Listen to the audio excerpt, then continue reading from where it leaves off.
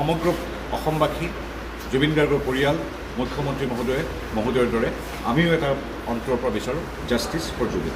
জুবিন গাৰ্গৰ মৃত্যুৰ যিটো ৰহস্য সেই ৰহস্য উদঘাটন হ'বই লাগিব। যদি কোনোবা দোষী আছে তেওঁ শাস্তি পাবই লাগিব। আৰু মুখ্যমন্ত্ৰী মহোদয়ে কিমান কঠোৰ আমি দেখিছোঁ। আৰু এই গোটেই সংবেদনশীল যিটো দুখৰ ঘটনা ঘটি গ'ল তাত মুখ্যমন্ত্ৰী মহোদয় কেনেকৈ ৰাইজৰ এগৰাকী প্ৰতিনিধি হিচাপে জুবিন গাৰ্গৰ দেশত প্ৰথম দিনৰ পৰা থিয় হৈছে মই স্বচক্ষে দেখিছোঁ। কামটোৰ লগত জড়িত প্ৰত্যেকগৰাকী ব্যক্তিয়ে হাজিৰ হ'বই লাগিব।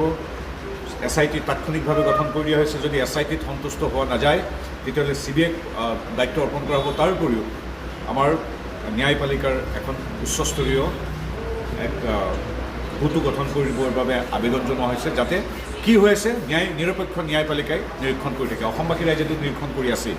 গতিকে এটাই কথা কওঁ, সমগ্ৰ অসমবাসী জুবিন গাৰ্গৰ পৰিয়াল মুখ্যমন্ত্ৰী মহোদয়ৰ দৰে আমিও এটা অন্তৰৰ পৰা বিচাৰোঁ জাষ্টিছ ফৰ জুবিন। সমগ্ৰ অসমবাসী জুবিন গাৰ্গৰ পৰিয়াল মুখ্যমন্ত্ৰী মহোদয়ৰ দৰে আমিও এটা অন্তৰৰ পৰা বিচাৰোঁ জাষ্টিছ ফৰ জুবিন।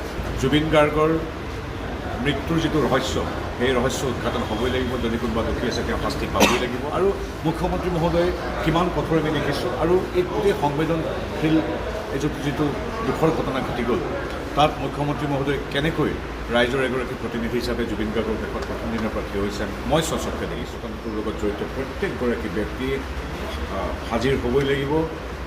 SIT তাৎক্ষণিকভাৱে গঠন কৰি দিয়া হৈছে। যদি SITত সন্তুষ্ট হোৱা নাযায় তেতিয়াহ'লে CBIক দায়িত্ব অৰ্পণ কৰা হ'ব। তাৰ উপৰিও আমাৰ ন্যায়পালিকাৰ এখন উচ্চস্তৰীয় এক গোটো গঠন কৰিবৰ বাবে আবেদন জনোৱা হৈছে, যাতে কি হৈ আছে নিৰপেক্ষ ন্যায়পালিকাই নিৰীক্ষণ কৰি থাকে। অসমবাসী ৰাইজেতো নিৰীক্ষণ কৰি আছেই। গতিকে এটাই কথা কওঁ, সমগ্ৰ অসমবাসী জুবিন গাৰ্গৰ পৰিয়াল মুখ্যমন্ত্ৰী মহোদয়ৰ দৰে আমিও এটা অন্তৰৰ পৰা বিচাৰোঁ জাষ্টিছ ফৰ জুবিন।